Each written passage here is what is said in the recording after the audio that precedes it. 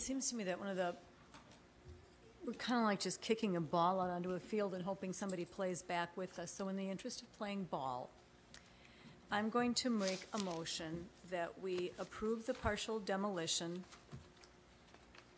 using the conditions outlined in alternative B, which are located, start on page 4 of your Plan Commission packet report.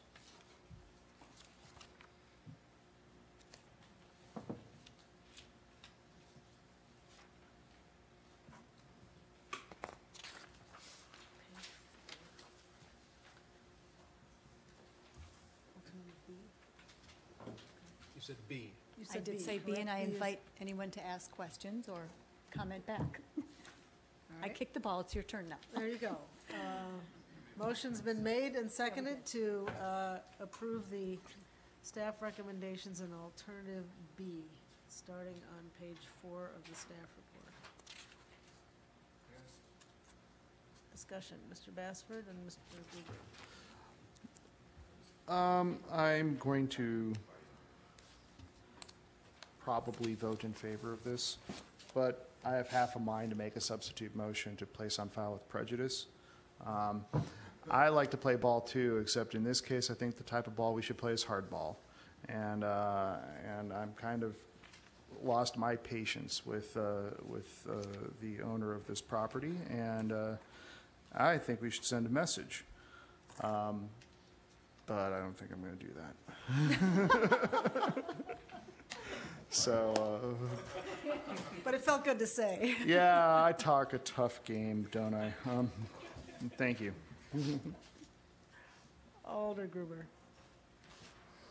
Thank you. I'm going to vote against this. I think that first of all, a partial demolition is not a demolition. Really, they're not remediating the site. They're not taking care of all the problems there.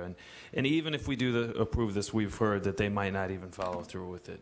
I don't think they're negotiating in good faith. That sounds pretty clear to me. And the fact that they walked out on us, I'm still here. You know, we're all still here. They're not here. Where are they? I'm going to vote against it. And if there's a motion to place on file, I'll support that. Further discussion, Mr. Bassford. I will make a substitute motion to place on file with prejudice. Changing my mind. Discussion on the motion to place on file with prejudice.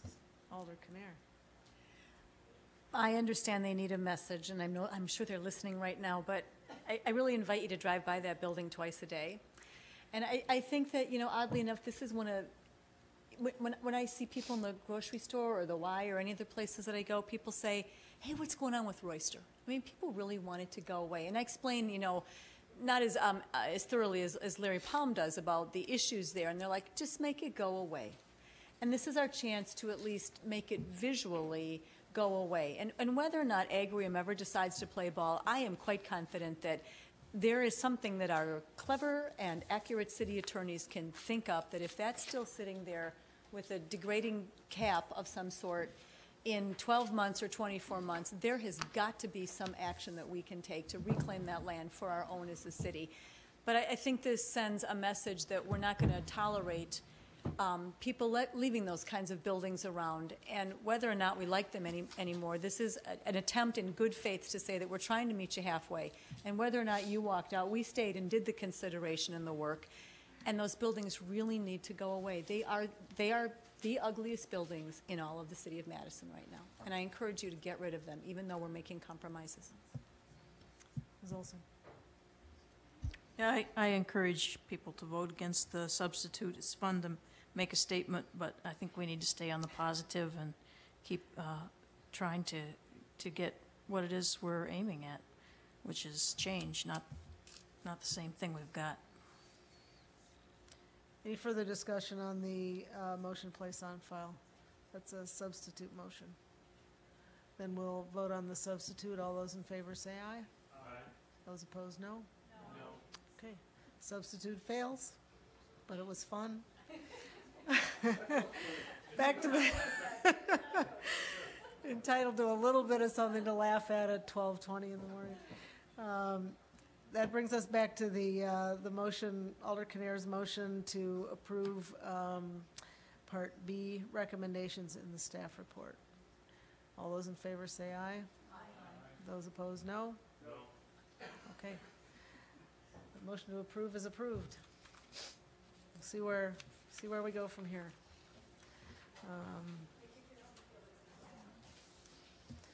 All right. That brings us to item number 11.